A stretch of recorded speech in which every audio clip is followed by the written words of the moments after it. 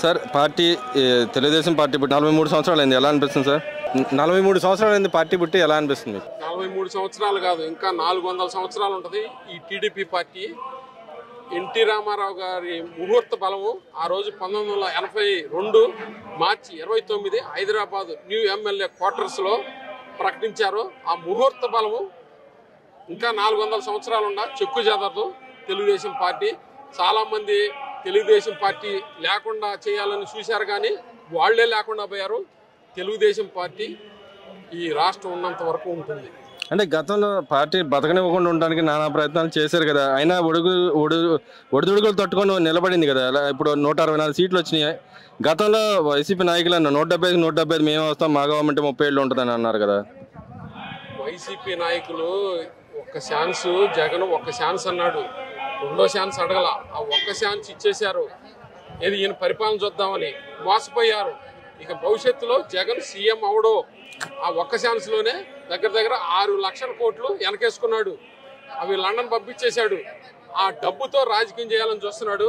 కానీ డబ్బుతో రాజకీయం చేయాలంటే అనిల్ అంబానీ, ముఖేష్ అంబానీ, లేకపోతే వేరే వాళ్ళు డబ్బున్న వాళ్ళు ఎవరైనా చేయొచ్చు, కానీ డబ్బుతో రాజకీయం చేయలేము. జగన్ డబ్బుతో రాజకీయం చేయాలని చూశాడు, కానీ అది అయిపోయింది. అంటే ఇక్కడ మోసం చేసి గెలిచాడు. వచ్చే 3 ఏళ్ళలో మనమే వస్తాం అధికారంలోకి, 30 ఏళ్ళు మనమే ఉంటాం అన్నాడుగా. ఆయన చూసాం కదా, గత 5 ఏళ్ళు 30 ఏళ్ళు సీఎం, 30 ఏళ్ళు సీఎం అని. ఒక టర్మే 30 ఏళ్ళు కాదు, అసలు జీవితంలో సీఎం అవ్వలేడు. ఆయన కలగంటున్నాడు. నెక్స్ట్ మనం చెబుతున్నాడు, కళ్ళు మూసుకుంటే సంవత్సరం అయిపోయింది, నేను కళ్ళు మూసుకొని సంవత్సరం ప్యాలెస్లో పడుకున్నాను, నాకు 5 ప్యాలెస్లు ఉన్నాయి, బెంగళూరులో, హైదరాబాద్లో, మెడ్రాస్లో, తాడేపల్లిలో, సంవత్సరానికి ఒక ప్యాలెస్లో పడుకుంటాను, 5 సంవత్సరాలు అయిపోద్ది అనుకుంటున్నాడు. ప్రజలు చాలా తెలివైన వాళ్ళు. ఎందుకంటే ఒక్క ఛాన్స్ అన్నాడని ఏదో వాళ్ళ నాన్నను చూసి ఇతనికి ఓట్లు వేశారు. అది కూడా చాలా రాంగు. ఎందుకంటే తండ్రి డాక్టర్ అవుతాడని కొడుకు దగ్గరికి వైద్యానికి వెళ్ళకూడదు, పొరపాటు జరిగింది. జీవితంలో ఆయన కళ్ళవ్వాల్సిందే, కానీ సీఎం నిజ జీవితంలో అవ్వలేడు. అంటే ఇక్కడ తండ్రి డాక్టర్, కొడుకు డాక్టర్ అవుతాడని చెప్పి ఇచ్చారంటారా ఇక్కడ? అట్లా మోసపోయారు. తండ్రి బాగా చేశాడు, కొడుకు కూడా చేస్తాడని ఏదో ఒక ఛాన్స్ అడుగుతున్నాడు, చూద్దామని ఇచ్చారు. అయిపోయింది ఆ ఛాన్స్. ఇక భవిష్యత్తులో ఇక రాలేడు. అతను ఏందండి అంత అరాచకం కదా చేసింది. పరిపాలన ఎక్కడ చేశాడు? ఆయన ఎంతసేపు ప్యాలెస్లో కూర్చోవటం, ఓ స్క్రిప్ట్ రాసి పంపించటం, చంద్రబాబును తిట్టండి, లోకేష్ని తిట్టండి, వాళ్ళని తిట్టండి, వీళ్ళని తిట్టండి అని. ఇప్పుడు ఆ పార్టీ నుంచి బయటకు వచ్చిన వాళ్ళు అదే చెప్తున్నారు కదా. కానీ వాళ్ళ నాయకులు అంటున్నారు, కొంతమంది నాయకులు అంటున్నారు, మమ్మల్ని అన్యాయ అక్రమ కేసులు పెడతారు, మేము తిట్టాం కానీ అక్రమ కేసులు ఎందుకు పెడతారని చెప్పి అడుగుతున్నారు వాళ్ళు. ఎవరి మీద? ఇప్పుడు గతంలో వైఎస్ జగన్మోహన్ రెడ్డి గారు మీరు తిట్టించారన్నారు, ఆ నాయకుల మీద ఇప్పుడు కేసులు పెడుతుంటే అక్రమ కేసులు అని చెప్పి అంటున్నారు కదా వాళ్ళు. ఇప్పుడు వాళ్ళు మనకి అసలు ప్రూఫ్లు ఉండే కదండి. వాళ్ళు పరిపాలన ఎక్కడ చేశారు? వాళ్ళని క్యారెక్టర్ అసాసినేషన్ చేయటం తప్పితే వాళ్ళు అసలు సబ్జెక్ట్ ఎక్కడ మాట్లాడారు? వీళ్ళు సబ్జెక్ట్ మాట్లాడుతుంటే వాడు వేరే ట్రాఫిక్ డైవర్ట్ చేసేసి బూతులు తిట్టడం మొదలేశారు. బూతులు తిడితే ఎవరికైనా ఏమైంది, ఇరిటేషన్ వచ్చేస్తాయి, సబ్జెక్ట్ పోద్ది. వాళ్ళు పరిపాలన చేత కాక వాళ్ళు తిట్టడం నేర్చుకున్నారు, ఏది ప్రతిపక్షాన్ని. అంతేగాని గత 5 సంవత్సరాల్లో జగన్ చేసింది అసలు ఏముంది, ఏం పని ఉంది?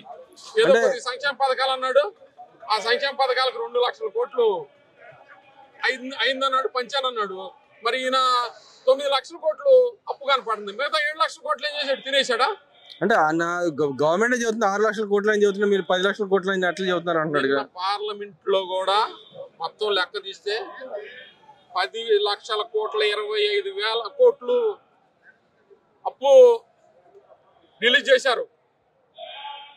ఇంకా మీకు 6 లక్షల కోట్లు ఎట్లా ఉంటది?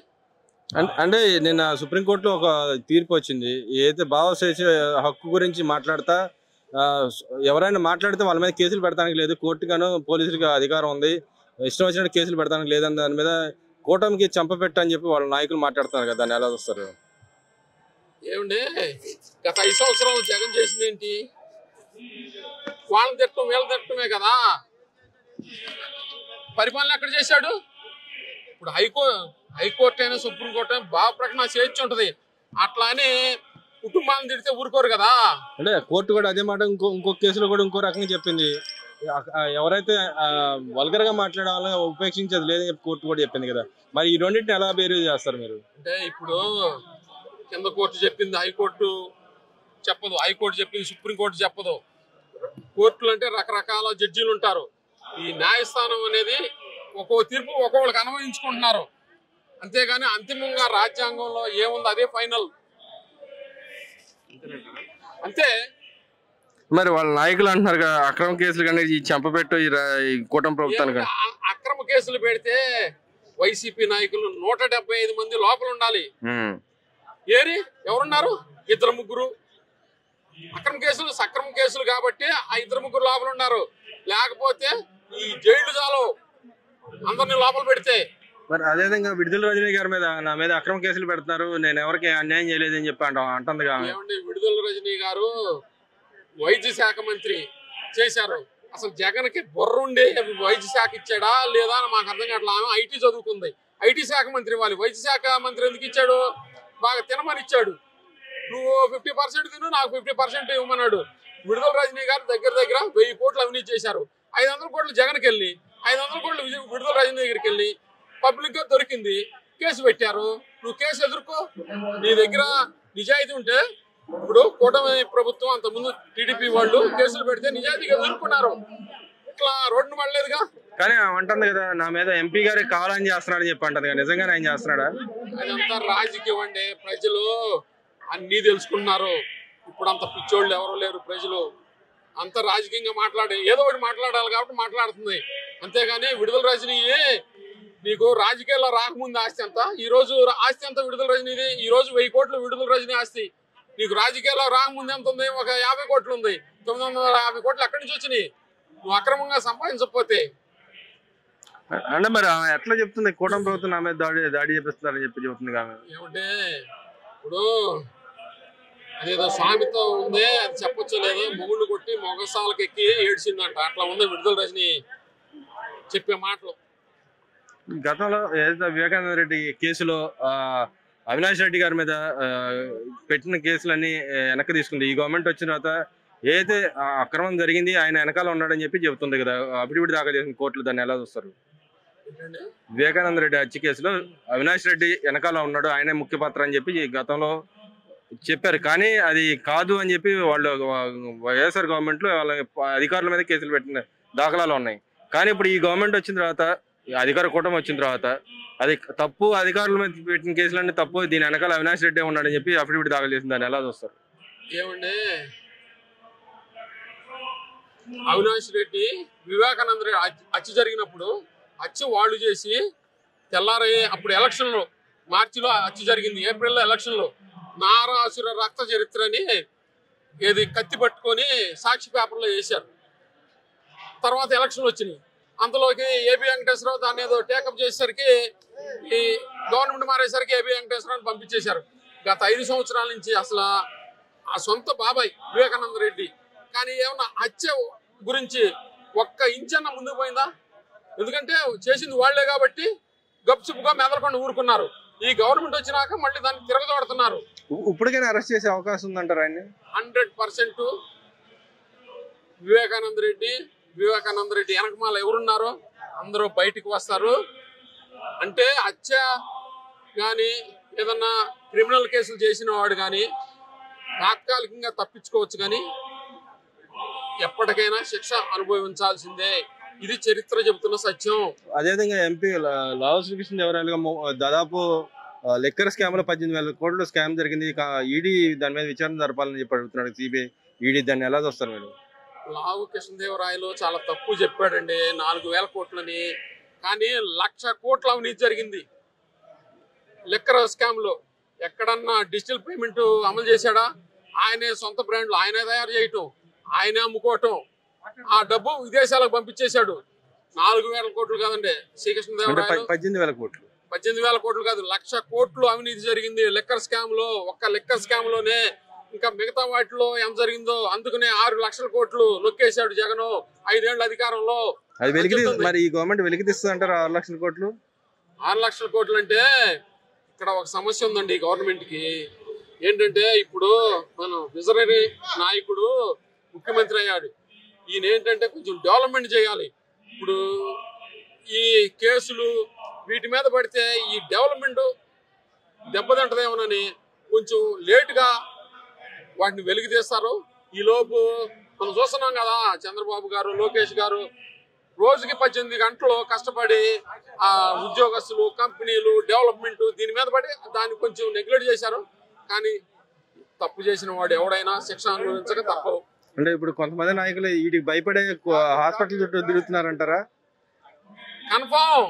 ఒకడే మొన్న చూసాం కదా, ఒకడేమో హార్ట్ అటాక్ వచ్చిందని హాస్పిటల్లో చేరితే, ఒకడేమో బాత్రూమ్ లో కాలు ఇరిగిందని హాస్పిటల్లో చేరాడు. వాళ్ళకి భయం పట్టుకుంది. తప్పు చేయనప్పుడు నువ్వు ఎదుర్కో, తప్పేముంది? నువ్వు భయపడ్డావు కాబట్టే, నీ దగ్గర తప్పు ఉంది కాబట్టే నువ్వు అట్టా చెప్తున్నావు. అంటే అరెస్ట్ చేసే అవకాశం ఉందంట నెక్స్ట్ వాళ్ళిద్దరిని కంపల్సరిగా. అసలు తప్పు చేసిన వాళ్ళని ఎవరిని వదిలిపెట్టే ప్రసక్తి లేదని లోకేష్ గారు చెప్తున్నారండి. చంద్రబాబు గారు ఇంకా మొహమాటానికి కొంచెం చూసి చూడట్టు పోతారు, కానీ లోకేష్ గారు అసలు పోయే సమస్య లేదు. ఎవరినైనా కోర్టు బోన్లో నిలబెడతారు, నిలబడాల్సిందే తప్పు చేసిన వాళ్ళు ఎవరైనా.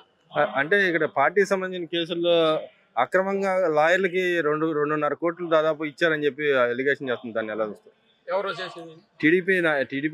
మరి గత 5 సంవత్సరాల్లో ప్రభుత్వ సొమ్మే కదా, ప్రతి దాన్ని కేసు వేయటం, అమరావతి మీద కేసు వేయటం, రాజకీయ నాయకుల మీద కేసు వేయటం, ఆ లాయర్లకు డబ్బులు ఇవ్వటం, ప్రజల సొమ్ము. అంటే ఇక్కడ పార్టీకి సంబంధించిన పార్టీకి సంబంధించిన దాంట్లో ప్రజల సొమ్ము ఎలా యూజ్ చేస్తారు అనేది వాళ్ళ క్వశ్చన్.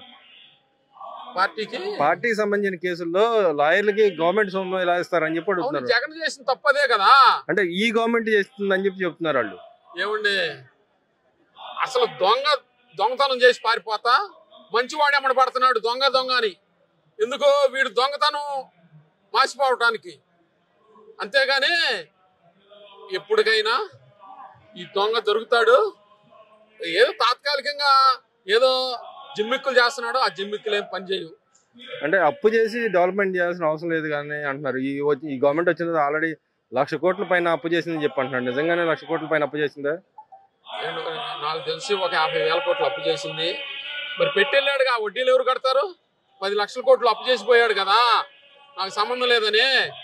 అప్పు కట్టాలంటే మరి మళ్ళీ అప్పు చేయాల్సి వస్తుంది. అప్పుకు కూడా డెవలప్మెంట్ చేసుకోవాలి. ఓ పక్క ఉద్యోగ కల్పన చేయాలి, ఓ పక్క సంక్షేమ పథకాలు ఇవ్వాలి. ఇన్ని చేయాలంటే మరి ఎంతో కొంత అప్పు చేయాల్సి వస్తుంది. ఆయన అప్పు చేయకపోతే ఇప్పుడు అప్పు చేసే పని ఉండదు. మళ్ళీ అప్పుకి ఇంట్రెస్ట్ కట్టాలి. ఇవన్నీ ఎంత అవుతున్నాయి చేసేవాళ్ళకి తెలుస్తుంది. అదేవిధంగా అమరావతి అప్పు లేకుండా సొంతంగా డెవలప్ అయింది, దానికి డబ్బులు ఖర్చు పెట్టాల్సిన అవసరం లేదని చెప్పి గతంలో చెప్పారు. కానీ ఇప్పుడు 60,000 కోట్ల దాకా అప్పు తీసుకొస్తున్నారని చెప్పి అంటున్నాడుగా. అసలు అమరావతికి ఒక్క నయా పైసా కూడా ఖర్చు పెట్టలేదండి ఇప్పుడు. అది సెల్ఫ్ ఫైనాన్స్ ప్రాజెక్టు. ఏంటంటే అమరావతి అనేది జగన్ పోయినసారి అట్టా 3 రాజధానులను 3 తట్ల మట్టి కూడా ఇలా శుభ్రంగా ఇంటికి పోయాడు. చంద్రబాబు గారు వివరంగా చెబుతున్నారు అది సెల్ఫ్ ఫైనాన్స్ ప్రాజెక్టు. ఇప్పుడు మనం కొంత పెట్టుబడి పెట్టి అభివృద్ధి చేస్తే భూములకి ధరలు వస్తాయి. ఇప్పుడు దగ్గర 50,000 ఎకరాలు ఉందండి. రైతులకు 15,000 ఎకరాలు ఇచ్చారు. ఆ మిగతా కంపెనీలు, గవర్నమెంట్ వాటికి ఒక 15,000 ఎకరాలు అయిపోద్ది. ఇంకా దగ్గర ఒక 10,000 నుంచి 15,000 ఎకరాలు మనకు ల్యాండ్ బ్యాంక్ ఉంది. అది గనక ఎకరం 50 కోట్లకు అమ్మితే దగ్గర 15 లక్షల కోట్లు వస్తాయండి. వీళ్ళు ఏంటండి, ఈ తొకడ బ్యాచ్కి, జగన్ బ్యాచ్కి అభివృద్ధి అంటే ఏంటో తెలియదు, డెవలప్మెంట్ ఏంటో. వాళ్ళు ఏంటంటే ఎంతసేపు అరాచకము, ప్రజల దగ్గర దోసుకోవటం, ఫ్యాక్షనిజంగా భయపెట్టడం. అంతేగాని ఇట్లా అభివృద్ధి చేయాలి, ఇట్లా ఈ రంగం అభివృద్ధి చేస్తే జనాభా మీద 1 రూపాయి కూడా భారం పడదు అని వాళ్ళకి తెలియదు. ఇప్పుడు కూడా అసలు అమరావతికి 1 రూపాయి కూడా అప్పు వాడట్లేదు, అది అందరికీ తెలిసిందే. వాళ్ళేదో మాట్లాడుతూ ఉంటారు రాజకీయంగా.